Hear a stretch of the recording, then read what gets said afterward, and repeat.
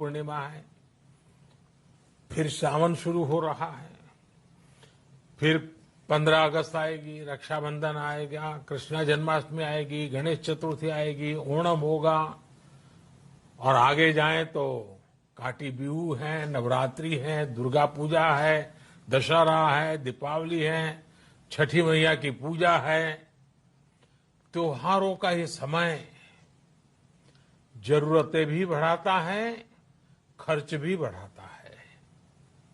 इन सभी बातों को ध्यान में रखते हुए ये फैसला लिया गया है कि प्रधानमंत्री गरीब कल्याण अन्न योजना का विस्तार अब दिवाली और छठ पूजा तक, यानी नवंबर महीने के आखिर तक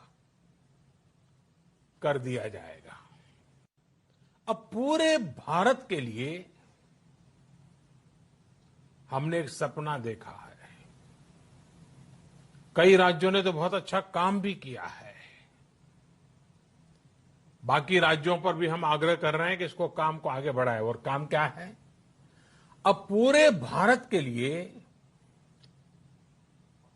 एक राशन कार्ड की व्यवस्था भी हो रही है, यानी एक राष्ट्र एक ration card, one nation one ration card. इसका सबसे बड़ा लाभ उन गरीब साथियों को मिलेगा जो रोजगार या दूसरी आवश्यकताओं के लिए अपना गांव छोड़ करके कहीं और जाते हैं, किसी और राज्य में जाते हैं। साथियों, आज गरीब को, जरूरतमंद को सरकार अगर मुफ्त अनाज दे पा रही है तो इसका श्रेय प्रमुख रूप से दो वर्गों को जाता है।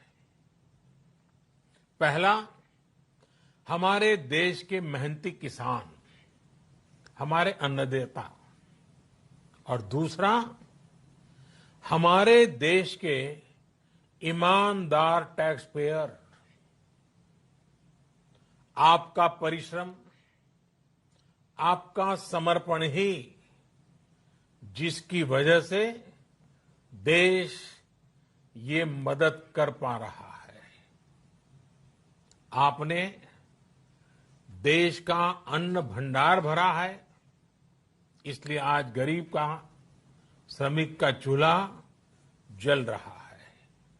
आपने ईमानदारी से टैक्स भरा है, अपना दायित्व निभाया है, इसलिए आज देश का गरीब इतने बड़े संकट से मुकाबला कर पा रहा है। मैं आज हर गरीब के साथ ही देश के हर किसान, हर टैक्स पेयर का हृदय से बहुत बहुत अभिनंदन करता हूं, उन्हें नमन करता हूं। अभी आपने खबरों में देखा होगा, एक देश के प्रधानमंत्री पर 13,000 रुपये का जुर्माना इसलिए लग गया क्योंकि वो सार्वजनिक स्थल पर मास्क पहने बिना गए थे।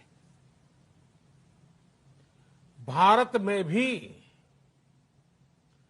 स्थानीय प्रशासन को इसी चुस्ती से काम करना चाहिए। ये 130 करोड़ देशवासियों के जीवन की रक्षा करने का अभियान है। भारत में गांव का प्रधान हो या देश का प्रधानमंत्री, कोई भी नियमों से ऊपर